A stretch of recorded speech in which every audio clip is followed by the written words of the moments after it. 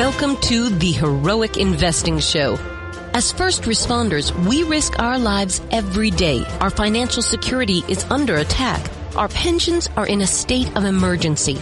A single on-duty incident can alter or erase our earning potential instantly and forever. We are the heroes of society. We are self-reliant and we need to take care of our own financial future. The Heroic Investing Show is our toolkit of business and investing tactics on our mission to financial freedom. Evan is here with me with a question on the CARES Act. You know, there's some new tax relief out there given the current economic craziness that's going on. Evan, what did you have for this one? Well, Jason, I was reading in an article about this new tax break that says we know about the power of depreciation, that if you have a W-2 job, let's say you're a doctor, but your wife is a full-time real estate investor, you can depreciate, you can balance, let's say you have a $100,000 paper loss, that can offset $100,000 of your income. But I read something in the new CARES Act that says not only can you continue to do that, but let's say someone's a full-time real estate investor and they have capital gains, like they sell a stock and make $1 million, that now depreciation can be used to offset that gain. Is that accurate? Okay, I don't know for sure, so I don't really want to comment on that. What I think this is aimed at, and we're going to have a CPA on the show to talk about that. In fact, by the time someone hears this, which we're recording a few days in advance, we might actually play that CPA interview.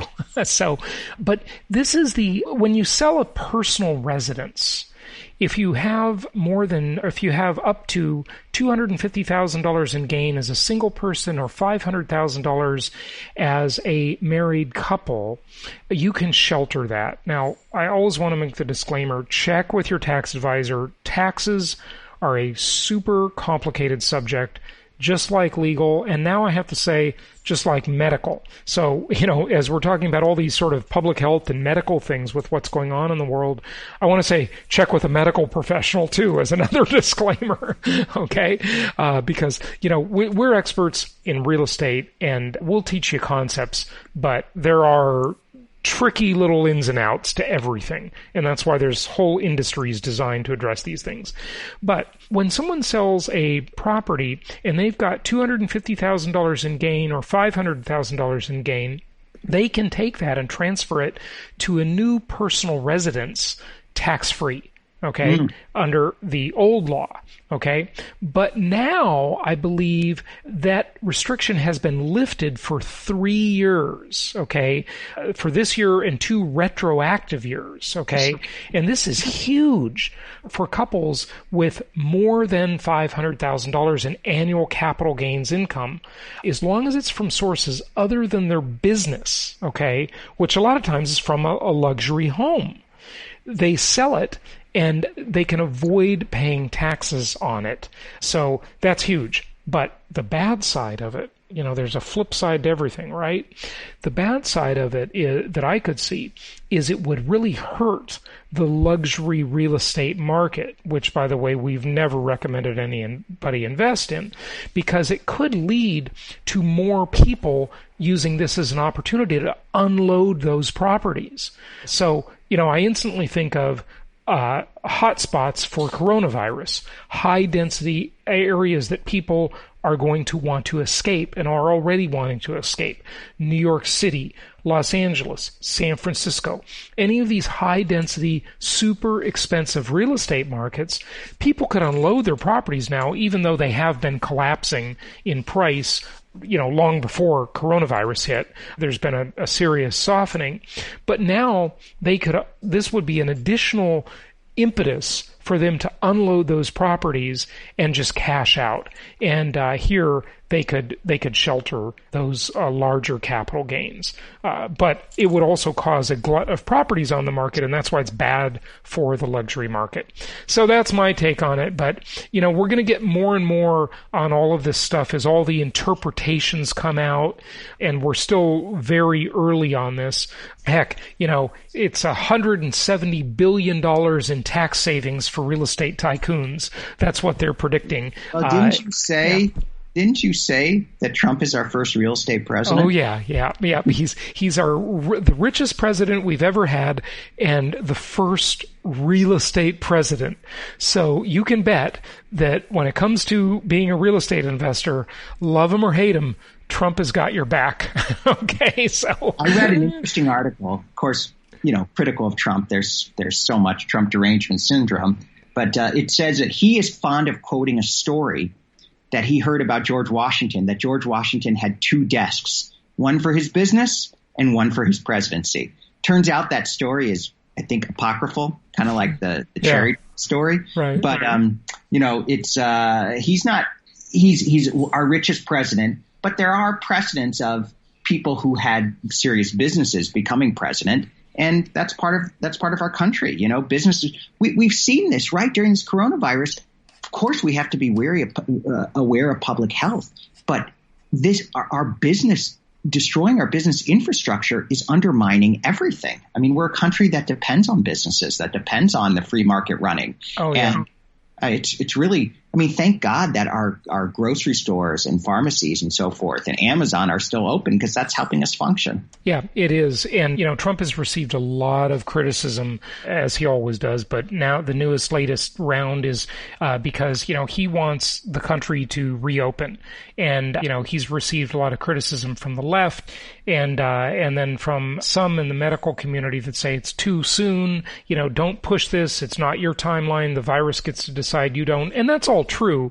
But it just makes me wonder if, of course, this is a silly statement. If Trump knows something we don't, well, of course he knows lots of stuff we don't. He's the president. He has much more information than we have in the public, okay? That's the way it is in the halls of power. Of course, you have much more information. But, this concept of herd immunity, and when I was in ninth grade, I went to school in upstate New York, and a lot of my new friends that I had met in going to school in upstate New York were agriculture. They would take agriculture classes. And, coming from Los Angeles, being a city slicker, when someone said, well, what do you have next period? I would ask, and they said ag. And I'm like, what is ag? And they said, oh, agriculture class.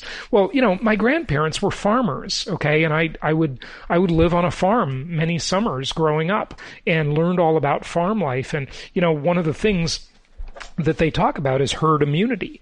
And when there's a disease going around, you effectively end the spread of it when a certain number of the herd get it. And the thing in the U.S. that we don't know is how many people have it or have already had it and just were asymptomatic, okay?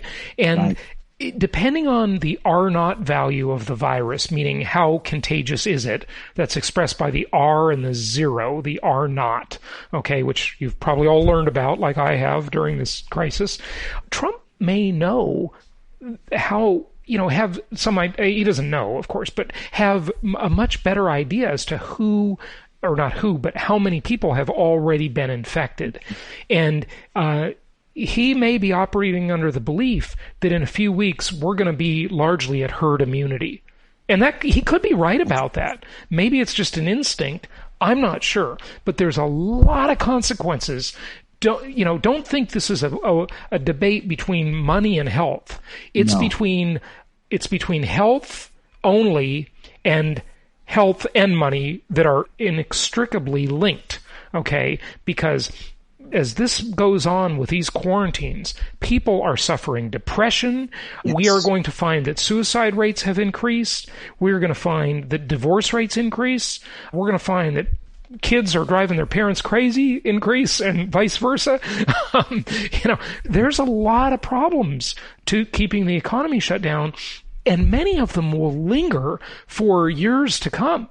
So this is not a small thing. It's not about capitalist greed versus public health. Public health is totally linked to the economy. Don't be fooled, okay? It's incredible. It's so connected. And I do think I obviously am in touch as a parent of a 10 and 12-year-old. I'm in touch with other parents all the time, and people are going nuts. And you know what? I mean, we can have a whole separate episode. This is getting too political, but Well, too political and too family personal also. Yeah. But yeah. It is, but it's really, this has a huge effect, not only on the economy is so much more complex than we give it for. That's why planned economies don't work. You can't plan for everything. Capitalism is so dynamic. It realizes how many unknown factors there are, so one thing affects everything else and everything's interconnected. So it isn't just public health versus economy, as you put it. It's everything. Look at how like Dyson just invented a new type of ventilator.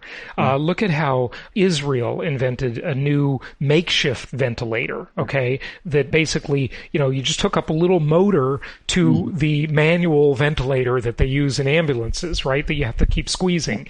So it really is amazing. If we were under a centrally planned communist economy, this whole response would be dramatically slower. And don't tell me, okay, well, look at China. Well, look at China. Yeah, China responded very slowly, lied about their numbers, and a lot more people suffered that wouldn't have had to. And China isn't really a pure communist country by any stretch of the imagination anyway. So, that's a whole nother debate. So, yeah. We'll go from there, but good stuff. Let's get to part 2 of our show. Thank you for joining me and asking about this, and we'll have more CPA talk coming up so you can really get into depth about the new tax and bailout provisions. Thank you, Jason, for being our guide through all this. My pleasure. I am happy to be your guide, and if you need us, all of our investment counselors can help you. 1-800-HARTMAN or jasonhartman.com. Reach out. We're here for you, and let's go to part 2 of today's episode. Okay, we're doing this a little bit differently today, but part 2, you are stuck with me. Usually we have a guest on part 2. I guess I am your guest today. So let's dive into a few important things. First off, I want to make sure you are all following the 4 steps. Number 1, stay calm. Number 2, keep good counsel. Number 3, keep your eye on the ball. Number 4, take action. We are getting so much news nowadays. It is truly overwhelming. And think of it like an artist, okay? If you were one of the great masters, or you were in a museum looking at their absolutely stunning artwork, say you're looking at a Monet piece, one of my personal favorites, you can be up close to that piece of art and you can look at every little brush stroke. But you'll never really understand the true beauty of it or the true significance of it without backing up and seeing the whole thing, seeing the big picture, right? Taking it all in a larger context. And that's what it is very important that we do nowadays, right? Because in 4 weeks, in 6 weeks, this whole crisis is going to look a lot different than it is today. And think of how small, an infinitesimal amount of time that is. That's nothing. Remember a couple of years ago when many of you entered our 5-year plan contest, talking about your plans to build your real estate portfolio, your 5-year plan. And so many of you did these great videos. You did a great job of outlining your plan, really thinking about it and all of that stuff. And now, here that the world is in pandemic mode, right? We'll call it pandemic mode. We have to laugh a little bit, right, nowadays, because things are pretty serious out there. And so now that the world is in pandemic mode, some people are forgetting about their plan. What plan? What plan? Well, that's why you have a plan, to keep you focused, to help you follow step number 3. Keep your eye on the ball, the big picture, okay? And this big picture doesn't even have to be a very big picture. All I'm saying is 6 weeks.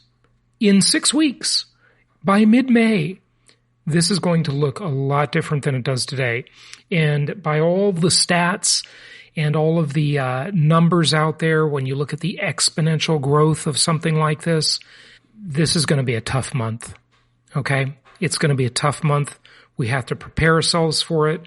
We're going to get a lot of news this month that is probably going to be the worst of it. most of the experts seem to agree this is going to be the worst month. And then things will start to subside as the social distancing really, really kicks in next month. So part of the research, though, that you want to do on this is be sure you look up and you understand herd immunity, and be sure you understand the exponential growth aspect. And what I mean, I'm saying that in a positive way, because many of the math projection examples out there are really very wrong because they don't count social distancing measures and quarantine stay-at-home measures. They don't count people who have already been infected and can't get infected again. Okay, so those people, they're now immune, right? And also, they certainly don't count the general concept of herd immunity. So very important that we understand some of this stuff so we don't look at these outlandish projections that simply do exponential math and think, oh my God, the whole human race is going to be wiped out. It's not. That's not the way this stuff works, okay? We will get through this.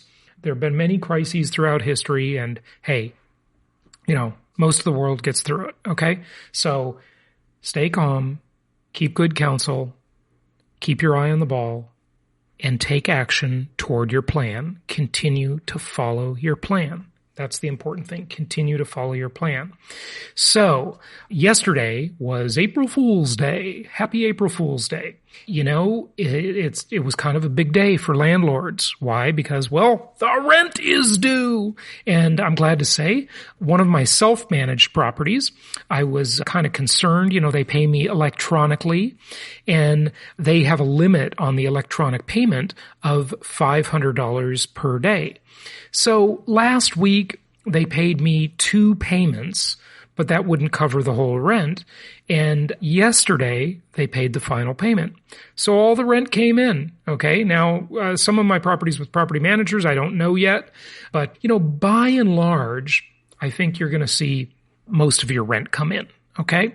But Bloomberg had an interesting stat that I think would be interesting to you. And I posted this on my personal Facebook page and also on the jasonhartman.com Facebook page that any of you can please go like that and review it. We're trying to be better about this social media stuff and put more content up there for you. But I said, what could possibly go wrong? Snarkily and sarcastically, I'm saying that.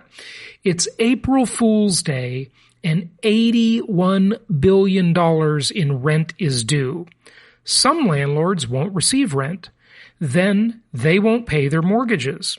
As you know, mortgage companies are doing forbearances. That's easy to get, no problem. So if you'd like to skip several months of rent, landlords, just call up your mortgage company, tell them, due to economic circumstances, you need a forbearance. They'll give you 90 days easily, maybe more. Okay? Going on with what I posted. Then mortgage securities will default.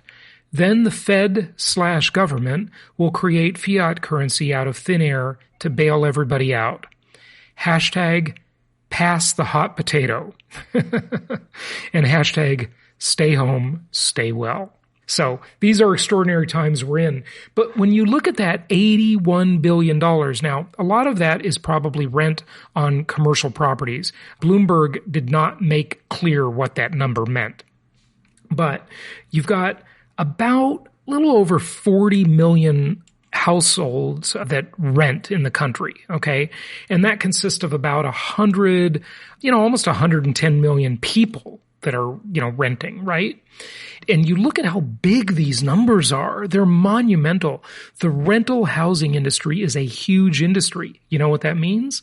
That means the government, the Federal Reserve, the powers that be, they've got your back, okay? So don't worry, because just like everybody else, you're getting your bailouts too. So don't worry about it, okay? Because you're such a big part of the economy that they, meaning the powers that be, want to make sure you are covered and you are taken care of. You're a giant voting bloc. You're a giant, very important part of the economy. And compare this to some obscure business or thing that you might be doing, right? nobody's got your back in a lot of endeavors and industries because you're not part of anything big. You don't have any automatic lobbying power. You're not a big voter bloc. You're not that important to the economy, right? But as landlords, you are very important to the economy. As real estate investors, you are extremely important to the economy. And politicians and the powers that be in general will take care of all of us. I know, that sounds kind of cradle to grave-ish, doesn't it? Yes, cradle to grave. Hey, we're all socialists now, folks. We're all socialists now. Like it or not, that's the world we find ourselves in. But, it's interesting, too, and how I talk about passing the hot potato, even, when I did those recent episodes on the return policy for real estate. Cheesecake Factory, you've probably heard this story in the news. They basically have like over 300 restaurants. And they told their landlords that they will default on the rent. They will not be paying the rent. And almost instantaneously, guess what Wall Street did? They started buying Cheesecake Factory, and their stock went up by 5%. So you want to make your stock go up? Go to your lender and get a forbearance on your loan so you don't have to pay. Okay? Even if your tenant is paying you, they'll still give you a forbearance. It's totally illogical, but it's just the times we live in, right? Now, I'm not saying every lender will give you a forbearance. That's not a sure thing, by the way. But if you don't ask, you'll never know. And the likelihood is they will give you a forbearance. In all of this, it's important that we remember all of those heroes. We have a show called the Heroic Investing Show, as you know. And that's always been dedicated toward military and police and fire, first responders, emergency medical people, and so forth. But really, that concept of heroic has to expand now, and it really does. And I want to just share with you, we sent out a little request just the other day asking for reviews. We hired a review company to survey us and get reviews from our customers and see what they'd say about us. And some people wrote reviews and some people recorded videos. And we just got one from one of these heroic people. I did not know that he was on the front lines of the healthcare industry helping take care of people. And this is what Andrew said in that survey. So thank you for this, Andrew. And if you do get an email or a text from us asking for a survey review, please review us. We'd really appreciate it. Hello there. I'd like to share with you my review of Jason Hartman and the Platinum Properties Investor Network that I've come to work with. My name is Andrew, and I live in the Pacific Northwest. And I had always thought that investing in real estate would be a good idea, and had always kind of thought about investing somewhere near my home. And I was luckily had enough wisdom at a time when I learned about Jason Hartman and his podcast that I was able to apply that wisdom and change my mindset from local investing to national investing, and also to just find markets that made a lot more sense than where I live. I'm not an expert in the field in any way, shape, or form. I'm not an expert in investing at all, but his group of counselors has great expertise and good advice, and has helped me along the way as a beginner with not a whole lot of money to work with from the start. And so far, I've got those 6 properties in about 3.5 years, and I'm pretty happy about it. And it's all because his team of experts and just his knowledge and his time that he spent doing it. He can really guide you through it, and his podcast is excellent, and I highly recommend it for anybody, whether you're a beginner or an expert. There's a ton to learn there, and it'll help you get to the next level. Well, thank you, Andrew. I very much appreciate that. And your investment counselor told me that you are on the front lines of this situation, and thank you for your service, too. There are a lot of heroic people out there, and you're seeing really some of the best of humanity out there nowadays. People that have to work, right? That have to be in, grocery stores and pharmacies, certainly medical people, people in, civil service of any sort. They're at a higher risk. And so definitely appreciate them. By the way, you can see this video on the front page at jasonhartman.com. And Andrew, one of the things I love about that video is that right behind you, you have our property performers on the wall. So that's awesome. Okay, now, another one of my predictions, let's hope this one doesn't come true, but I have predicted that there is going to be among many things that will change out of this generational change in our thinking as an entire race, the entire human race, the thinking's going to change from this. I've predicted this will be a push toward a nationwide rental assistance program like Section 8, or maybe just expansion of the Section 8 program. I don't know. You may be receiving your rent from the government soon, investors. So that's one thing. I've also predicted that this will be a big push toward universal basic income, where everybody's getting a check. And think about it, as philosophically, as much as I don't like these things, as much as I want to be a libertarian and I don't like collectivism and socialism, and I don't. But there are some perks, okay? Think about it. As a landlord, your tenant won't be able to tell you a tall tale. They won't be able to lie to you anymore because they won't be able to say, hey, I don't have the money to pay the rent, because if we have universal basic income, they got their check, okay? That's it, right? Everybody got their check. So there's that as a possibility, or maybe you'll be getting a direct check from the government, like those of you who lease Section 8 housing and your landlord's on the Section 8 program, and you're getting your rent checks from the government. So I think there will be a push toward that, but also I have predicted that there will also be a push because the currency is a possible transport for the virus, for the contagion. And there have been articles I've read about China and the U.S. about the currency being dirty, right? It's dirty money. We need to do some money laundering here, right? And not that kind of money laundering. But there will be a push toward cryptocurrency, toward a digital currency. Now, it won't be Bitcoin, it won't be Ethereum, it won't be any of those others. It'll be a push toward a government and central bank sponsored cryptocurrency, a digital dollar or a digital euro or a digital yen. Well, guess what? The United Nations is proposing a new global currency, okay? And the United Nations wants 10% of the entire planet's annual income to fund coronavirus relief and mitigation efforts. Okay? Yikes. That's scary.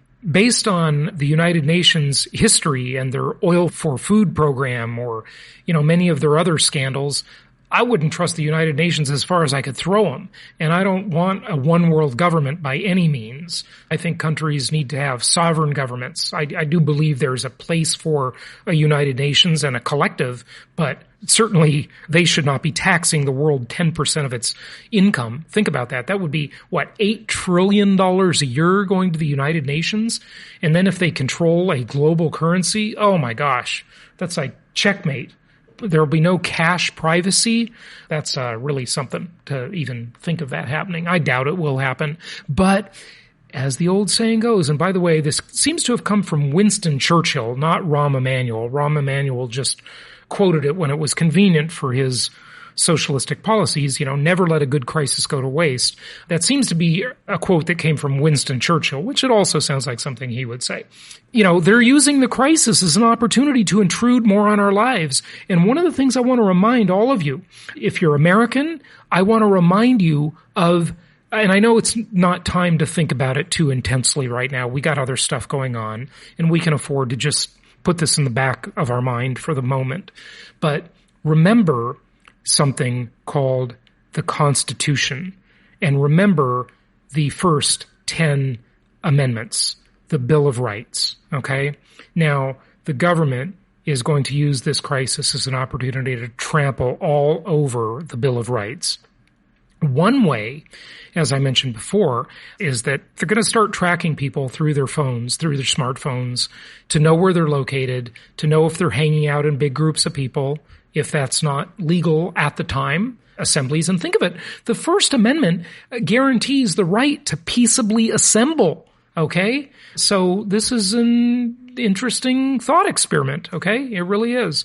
And the idea of them knowing, who is a risky person and who isn't and who's infected and who's not. Yeah, there could be some good in that for sure, but there could also be a lot of abuse. So just let's not forget about the Constitution and about the propensity of governments throughout history and at every place on earth and every time in history, the propensity of governments to want to intrude on the lives of their citizens. And let's always remember, we've got to fight that. We've got to keep that in balance. Okay? We've got to keep that in balance. Okay? Anyway, go to jasonhartman.com for more on all this. Also, next week, we are going to be holding a webinar. Hey, now that Florida's under lockdown too, so we've all got time on our hands, right? And we're going to be doing that. We might be doing one of our conferences via webinar. So look for more announcements on that. Keep in touch with your investment counselor. Reach out to us through jasonhartman.com or call us at 1-800-HARTMAN. And until tomorrow, happy investing. Thank you so much for listening. Please be sure to subscribe so that you don't miss any episodes. Be sure to check out the show's specific website and our general website, hartmanmedia.com, for appropriate disclaimers and terms of service. Remember that guest opinions are their own, and if you require specific legal or tax advice or advice in any other specialized area, please consult an appropriate professional. And we also very much appreciate you reviewing the show. Please go to iTunes or Stitcher Radio or whatever platform you're using and write a review for the show. We would very much appreciate that. And be sure to make it official and subscribe so you do not miss any episodes. We look forward to seeing you on the next episode.